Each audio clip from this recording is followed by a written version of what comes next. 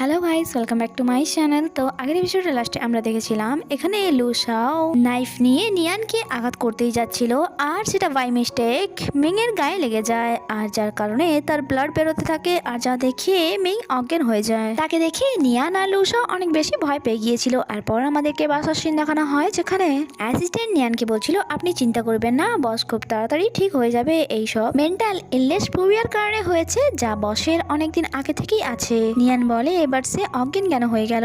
Assistant জানায় যে এটাও তার ইলনেসের একটি সিমটম। এছাড়াও যদি বস কোনো ধারালো জিনিস দেখে অ্যান্ড যদি তার কেউ ক্লোজ আসে, তাতেও এমনটা হয় বসের। আর যা শুনে নিয়ানের মনে আছে যে যতবার নিয়ান তার ক্লোজ গিয়েছে সে অজ্ঞান হয়ে গিয়েছে, আর সেই জন্যই মিং বারবার তাকে তার কাছে আসতে মানা করতো।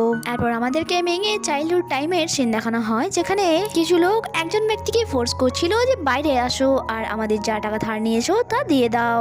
আর তখনই তারা জানতে পারে কেউ বিল্ডিং থেকে পড়ে সুসাইড করেছে। আর এইসব সিন মেয়েও দেখছিল, তাই সে ফরেন নিচে গিয়ে ওই ব্যক্তিকে দেখতে থাকে। এন্ড আমাদেরকে প্রেজেন্ট টাইমের সিন দেখানো হয়, যেখানে মিং এইসব স্বপ্ন দেখছিল, আর তাকে দেখে মনে হচ্ছিল সে অনেক বেশি কষ্ট পাচ্ছে। নিয়ান তাকে এখানে সামলাচ্ছিল, তখনই চেঁচিয়ে উঠে নিয়ানকে হাক করে নেয়। এন্ড সে নিয়ানকে তার এত ক্লোজ দেখে তার প্রতি অ্যাট্রাক্ট হচ্ছিল। তখন এখানে অ্যাসিস্ট্যান্ট চ্যাং চলে আসে, আর তাদেরকে এইরকম সিচুয়েশনে দেখে সরি বলে সেখান দিয়ে চলেই যাচ্ছিল। বাট মিং তাকে আটকে বলে যে তুমি কি বলতে এসেছিলে বলো। অ্যাসিস্ট্যান্ট বলে নিচে মিস্টার হাও এসছে মিস নিয়ানের সাথে কথা বলার জন্য।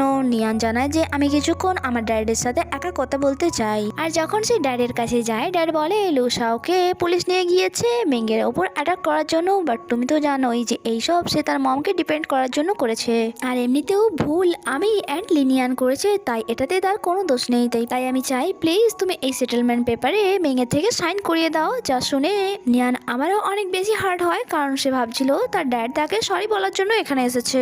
নিয়ান বলে যখন মম সুসাইড করেছিল আর আপনার ওয়াইফ আমাকে অ্যাবিউজ করেছিল, তখন আপনি এত ভাবেননি যতটা এখন ভাবছেন।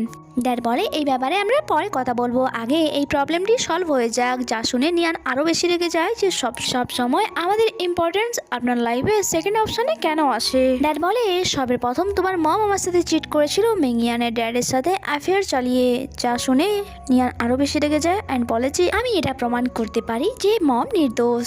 এই পেপারটিতে সাইন করাতে আমি আপনার হেল্প করতে পারি যদি আমার দুটো শর্তে আপনি রাজি হন। ফার্স্ট শর্ত যে আপনাকে লিনিয়ানকে ডিভোর্স দিতে হবে, অ্যান্ড সেকেন্ড আপনার সব প্রপার্টির মালিক আমি হব, আর তা থেকে শুধুমাত্র 5% লিউসাওকে দেওয়া হবে। ড্যাড বুঝে গিয়েছিল কোনো কন্ডিশনেই নিয়ান তার কথা মানতে রাজি নয়, তাই সে তার শর্ত মানতে রাজি হয়ে সেখান থেকে চলে যায়। আর এই সব লিনিয়ান যখন জানতে পারে, সে ড্যাডকে ইমোশনালি ব্ল্যাকমেল করতে শুরু করে যে তার মানে তুমি কি আমাদেরকে ছেড়ে চলে যাবে, আমরা একসাথে 20 বছর কাটিয়েছি, তাই আমি তোমাকে ছেড়ে চলে যেতে চাই না। ড্যাডও তাকে বুঝিয়ে বলে যে আমি বুঝতে পারছি, বাট লুসাওয়ের জন্য এখন আমাদেরকে এটা করতে হবে, একবার তাকে জেল থেকে বাইরে আসতে দাও, তারপর আমরা যেমনটা চাই তেমনটাই হবে। যা শুনে লিনিয়ান খুশি হয়ে তাকে হাক করে নেয় এন্ড মনে মনে ভাবে জুনিয়র আমি তোমার উদ্দেশ্যে কখনোই সফল হতে দেব না তোমায়। এরপর আমরা মেংকে দেখি যে সেটেলমেন্ট পেপারে সাইন করে দিয়েছিল, তাই নিয়ানও তাকে এটার জন্য থ্যাঙ্কস বলে। বাট মিং বলে যে শুধু থ্যাঙ্কস বললে তো চলবে না, এটার বদলে তোমাকে অন্য কিছু দিতে হবে আমায়। যা শুনে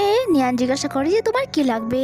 যা শুনে মিং টেস্ট করার জন্য তার ক্লোজ যায়, বাট সে কিছুই চায় না এন্ড বলে তোমাকে টেস্ট করে কোনো লাভ নেই, চলো আমরা সাইন ল্যাঙ্গুয়েজে কথা বলি। এরপর আমাদেরকে নেক্সট মর্নিং এর সিন দেখানো হয়, যেখানে নিয়ান ওই পেপারটি ড্যাডকে দেওয়ার জন্য যাচ্ছিল। তখনই মিং তাকে জিজ্ঞাসা করে যে আমি কি তোমার সাথে যাব।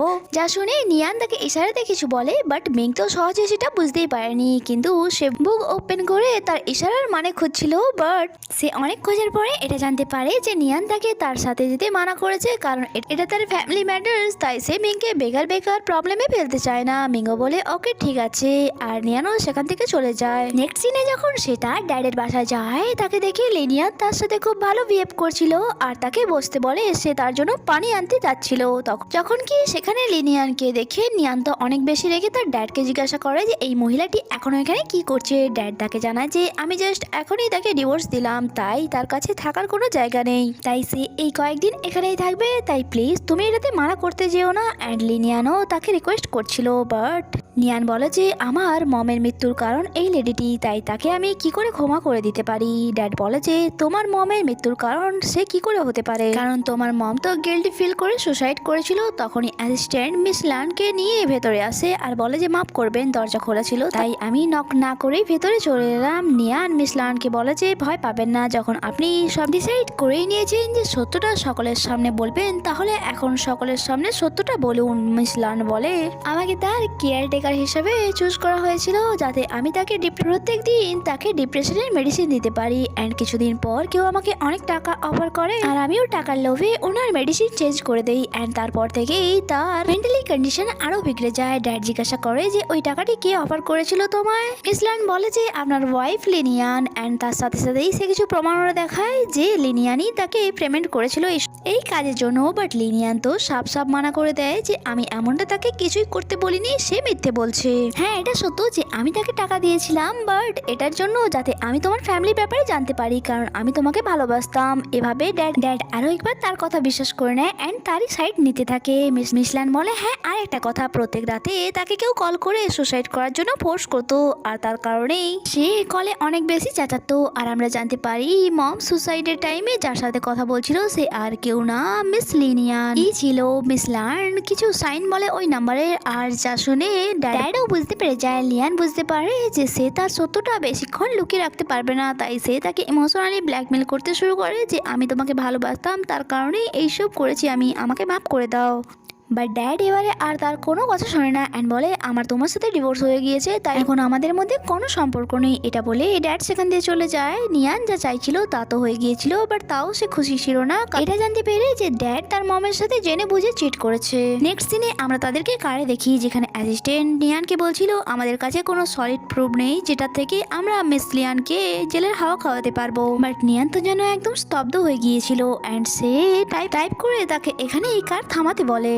অ্যাসিস্ট্যান্ট জ্যাঙ্গো বুঝতে পারছিল না যে নিয়ানের কি হয়েছে। এরপর আমরা নিয়ানকে একটি উঁচু বিল্ডিং এর ছাদে দেখি যেখানে সে অনেক বেশি ড্রিঙ্ক করে যাচ্ছিল আর তাকে দেখে মনে হচ্ছিল সে সুসাইড করার জন্য এসেছে। অন্যদিকে মিংকেও তার অ্যাসিস্ট্যান্ট বলে দিয়েছিল অ্যান্ড সে দৌড়ে তার কাছেই আসছিল।